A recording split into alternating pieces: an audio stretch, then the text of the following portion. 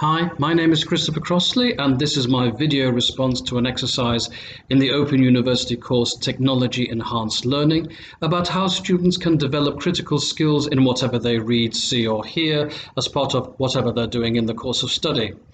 My first thought regarding how students can develop critical skills with the help of teachers surrounded the prompt criteria and systemic bias that were mentioned earlier in week 3 of adapting to context in the course. Being critical essentially means trying to be as objective as much as possible without being swayed too much by what, according to the language being used, clearly may be considered as marketing or even downright propaganda. This is what the O in prompt stands for: objectivity. Questions regarding objectivity could include those pertaining to defensive viewpoints, vested interests, and selling products and services. This could, of course, apply just as much to wikis as it would to dedicated websites produced by big corporations, since the very nature of a wiki allows virtually anyone to create and edit one, subject to the standards to which users are expected to adhere, such as those on Wikipedia.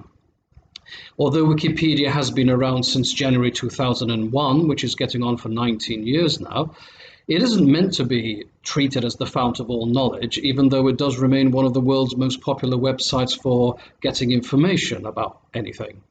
Students are always being told that they shouldn't rely on Wikipedia articles as such as sources, but they certainly can consult the sources which are referenced at the bottom of each article, as it is likely, though it's never guaranteed, that the sources in the articles are authoritative, including peer-reviewed academic papers, as and when appropriate, in order to increase both their credibility and the distribution to a mainstream audience.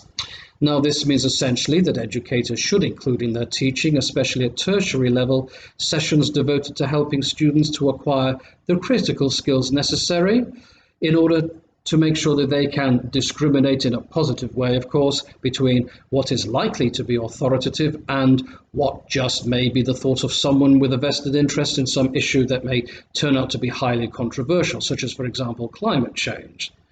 This seems to be one of the issues on which many people around the world are quite divided nowadays, because there'll always be those with vested interests, including financial ones, which will attempt to give their point of view in an attempt to make themselves as objective as possible, back to the prompt criteria, with statistics to back them up. However, as I myself said in a lesson about the credibility of scientific evidence, which I gave to students many years ago who were intending to go to the UK to do master's degrees, it is possible for two parties with completely opposing points of view to state their case using the same kind of evidence, such as a world map containing locations of weather stations, recording extremely high levels of air pollution in a particular year, or tables containing numbers of people who've succumbed to lung diseases owing to, for example, secondary lung cancer, long exposure to asbestos or atmospheric particulates, and so on.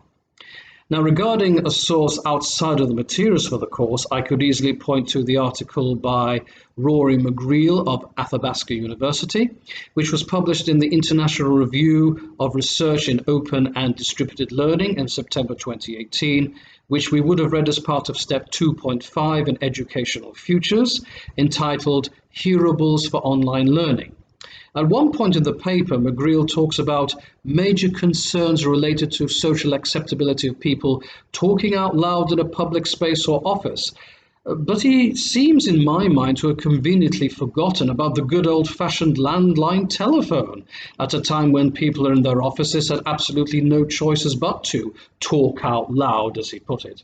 So is McGreal implying that there's been a complete cultural shift in when it is or it isn't acceptable to talk out loud in public?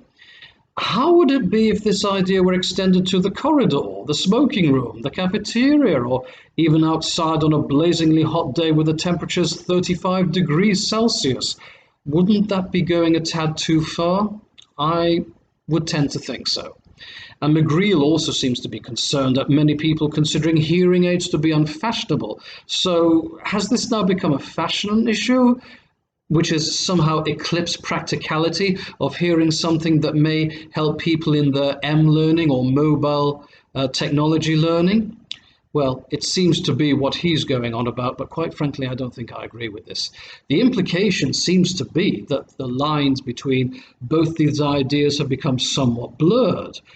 and that manufacturers of hearables, such as the so-called earrings of the future, which he mentions, may be more concerned with one over the other. So guess which one is which?